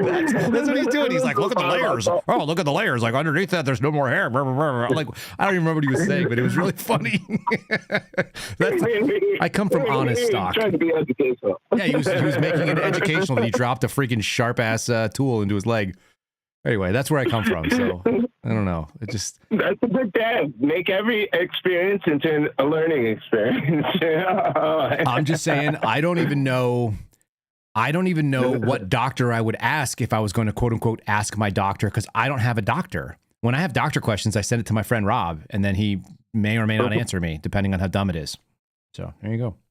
My doctor is WebMD. Yeah. I'll tell you one more thing too. I had a guy that I used to work with when I was at Dell Computers, and he was kind of a bonehead. I loved him. Like, he was a really interesting, cool friend to have, and I had a bunch of fun experience with him. Like, we went shark fishing and stuff, and he took me out in the middle of the Gulf, and then he asked me, "How do you know I'm not going to kill you?" It's like, we're just two dudes on a boat, and we're like 30 miles offshore, and he goes, "How did you know that I wasn't going to just kill you, bro?" And I go, I figured it would be a fighting thing. So he shows me like he's got a pistol like sitting in his little console, and I was like, oh, I got 2 of those in my backpack right now. So the 2 of us are both armed, wondering like who's gonna survive. Anyway, we became buddies, and one of the things that was is he was kind of a hypochondriac. He would like regularly like self-diagnose when WebMD was really new, and so he would read WebMD and then come to me and tell me what symptoms he had and what diseases he had that he found out. And I remember he was messing with me one day. He was like screwing my computer. He was, giving me a hard time about something. And I go, Kevin, let me just tell you something real quick. If you keep this shit up, I'm going to drop off a medical encyclopedia at your desk, and I'm going to put you out of work for the next month. And he was like, what? And I was like, I know if I leave you a book and you start paging through it, you're not going to be able to get away with not diagnosing yourself with every single thing you see. And it's going to cripple you, and you will lose an entire month's salary. And he was like, you wouldn't do that, would you? And I'm like, dude, I have the medical encyclopedia in my car. Don't dick with me. And he was like, I think you're being serious. I was like, I'm 100% serious. And he was like, all right, dude, I'm sorry. And then he goes back to his desk. And people were like, what's wrong with him? I was like, oh, he's a hypochondriac. If I put a medical encyclopedia, he's going to basically, check himself into a ward. He'll be done. It is bad like that. I brought myself, I'm like, I don't know. I think this is bullshit. This is not me. This is not me. I was like, this is not me. It's probably you, though. Let's be real, right? You get sucked. It could be you. All right. Let's shut the sucker down, man. You go back to your lovely evening. Thanks for calling in and making everybody laugh. I appreciate it. I'm going to end with an F-16 theft song, because that sea shanty's been in my head for a couple of days. What do you say to that? I'm waiting for it. All right. Thanks for my call. Have a great night, Dick. All right, brother. Have a great night. All right. That was Renzo. Thanks for all the callers. Thanks for working with me on the tech stuff. It's nice talking to everybody here that's dialed in. I'm going to give you guys a little bit of a taste, and then we're going to shut the sucker down before we get kicked off locals. Here we go. How do you steal an F-16? How do I start an F-16? The question's real. I stole an F-16. Flip the master, all the lights begin to feel. I stole an F-16. Set the fuel pump, start the number 2. I stole an F-16. You cannot make this up. There's no noise because I reset the freaking board. Of course there's not. People. Let me see if I can add one in real quick. I think it's going to screw us over. I really want this to work, and I'm very frustrated. It may just be, that just may be the way the night goes. Let me see if I can figure it one more time. Boop, boop, play song. How do I start an F-16? The question's real. I stole an F-16. Flip the master, all the lights begin to feel. I stole an F-16. Set the fuel pump, start the number 2. I stole an F-16. Engines whining as the turbines chew. I stole an F-16. Turn the RER power on bright. I stole an F-16. F-16, horizon centered, the line set right, I stole an F-16. Oh, watch the gauges and the needles climb, I stole an F-16. Wait till 20, it will take its time, I stole an F-16. Throttle back down to idle mark, I stole an F-16. Jet breathes deep with a rumbling spark, I stole an F-16. Unlock the gate and push it free, I stole an F-16. The bird comes alive with a roar of glee, I stole an F-16. Roll out the R-E, our power on bright, I stole an F-16. Horizon centered, the line set right, I stole an F-16. What's your name? What? What is your name? Tony! Fuck you, Tony! What's your name? Ezekiel! Fuck you, Ezekiel! Fuck you! Fuck you! Hey, you know what I did last night? You better not bring my mother into this! You know what I did? You better not! I broke that fire over there! Oh! And I fucked your mother next to it! Fuck you, Ezekiel! Fuck you! Fuck you!